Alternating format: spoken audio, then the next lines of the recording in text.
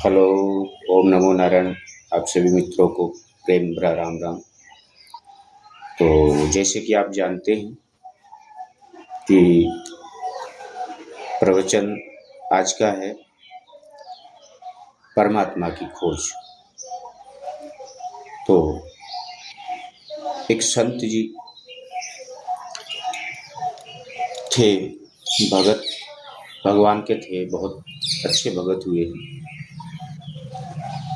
तो वो रोज प्रतिदिन कथा में, भागवत में, साधु संतों के पास, महात्माओं के पास, महापुरुषों के पास जाते आते रहते थे। तो जब कथा, भागवत, वेद पुराणों की आश्रमों में बातें सुनते थे, साधु संतों के बीच में रह करके बातें सुनते थे, तो सब कहते थे कि एक परमात्मा ही है जो पूरे संसार को चलाता है। जैसे लोग कहते हैं ना कि अभी सब जगह से हार गए, तो अभी जो है एक परमात्मा की आस है, वही अपने को बचा सकता है। तो वो महापुरुष बड़े विचलित हुए, बोले भगवान है, भगवान ही कर सकता है, भगवान ही करता है, भगवान ही भोगता है। आखिर भगवान है कहाँ और कहाँ रहता है? तो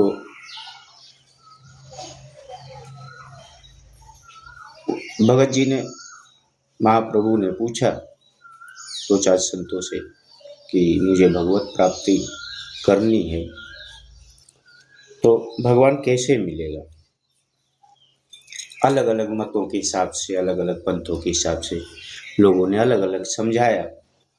किसी ने बताया कि सेवा करने से भगवान मिलेगा, किसी ने बताया कि तुम्हारे को गरीब को दान करो, कोई ऐसे करो, नाना प्रकार के उनको जतन बताए, परंतु भगवान ऐसे नहीं मिले।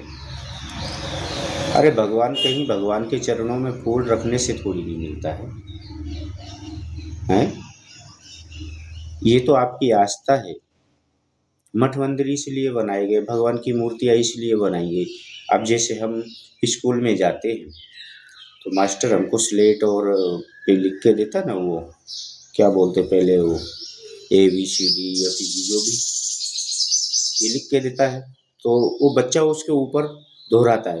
वो किस लिए है? वो अक्षर पहचानने के लिए है। ऐसे परमात्मा का जो मूर्ति, प्रतिबिंब बनाया है, वो सिर्फ परमात्मा का ध्यान लगाने के लिए है कि परमात्मा इस रूप में है, ताकि हमारा ध्यान अच्छी तरीके से और अडिग लग सके। तो महापुरुष जी सब जगह हो आए, कहीं भी उनको जो है कोई शांति नहीं मिली। तो किसी ने कहीं का रास्ता बताया, मथुरा जी जाओ, वृंदावन जाओ, काशी जाओ, अनेक अनेक प्रकार से रास्ते बताए, परंतु उनको कहीं जब मिला नहीं, परमात्मा का कोई दर्शन नहीं हुआ, तो बहुत विचलित हो गए। बोले मैंने सब तो जतन कर लिए, साधु महात्माओं का संगत भी करी, वेद शास्त्रों का पठन किया, परंतु परमात्मा का तो दर्शन हुआ नहीं। आखिर वो परमात्मा है कैसा और कैसा दिखता है, तो और कहाँ रहता है? इतना विचलित होने के बाद में जब बहुत परेशान होते हुए दिखे, तो वो एक सुनसान रास्ते पे चल दिए। चलते चलते चलते चलते चलते चलते बहुत सारा टाइम हो गया। टाइम बीतने के बाद में उन्होंने क्या किया, थक कर के एक पेड़ के नीचे बैठ गए। पेड़ के नीचे बैठ गए और परमात्मा के गहन ध्यान में लीन हो गए, जिसको कहते हैं सुरता। तो कहते कर का डाल के मन का फेर। जो कर में माला आप जपते हैं, हम कोई भी जपते हैं, तो कर का डाल के मन का फेर। जो कर वाली माला है ये काम नहीं आनी, अपने मन की माला फेरनी पड़ेगी दोस्तों, तभी परमात्मा का साक्षात्कार हो सकता है। गहन ध्यान में जब महापुरुष जी बैठ गए, संत जी बैठ गए, तो एक अंदर अंदर आत्मा से एक आवाज आई, बोले हे तू किसकी खोज में निकला है?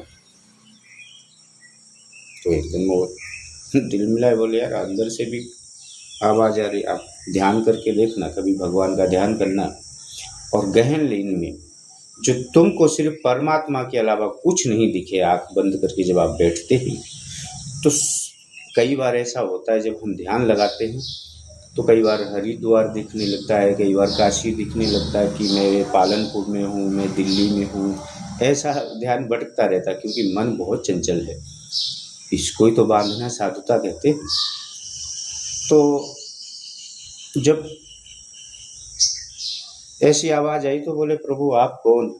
बोले मैं परमेश्वर हूँ। तो उन्होंने जवाब दिया, ढूंढ ढूंढ में हारा, मेरे प्रभु मिला न दर्श तुम्हारा। ना काशी में, ना मथुरा में, ना कावा कैलाश में, सब जगह ढूंढ लिया परंतु आपका कहीं भी दर्शन हुआ नहीं। अब कौन सी ऐसी जगह बची है जहां मैं आपको ढूंढूं? परमात्मा ने कहा, ना मैं काशी में, ना मैं कावा में, ना उपन्यास, न त्याग में, जो तू चाहे, जो तू चाहे तो मिल जाऊं मैं एक पल की तलाश में। बोले कैसे? बोले मैं तो श्वास श्वास में हरि भज, वृथा श्वास मत खो। परमात्मा आपके अंदर है, परमात्मा कहीं ढूंढने की जरूरत नहीं है, किसी जंगल में जाने की जरूरत नहीं है। पर हम संन्यास लेते हैं, वैरागी बनते हैं, त्यागी बनते हैं, सन्यासी बनते हैं, नाथ बनते हैं। कारण एक ये भक्ति का मार्ग है, हमने उनके लिए त्यागा है, संसार के लिए त्यागा है। इसीलिए कहते संत कभी वृक्ष कबहु ना फल भके, नदी न संचे नीर, पर स्वार्थ के काज ने साधुन धरा शरीर। तो इसी के साथ मैं अपनी वाणी को विराम देता हूँ। तो आप सभी भाइयों को बोलना चाहता हूँ कि भाई आप वीडियो तो देख लेते हैं पर लाइक, शेयर, कमेंट और सब्सक्राइब अवश्य करें ताकि हमारा आगे हौसला बढ़ता रहे आप तक अच्छे अच्छे वीडियो पहुंचाने के लिए। नमो नारायण।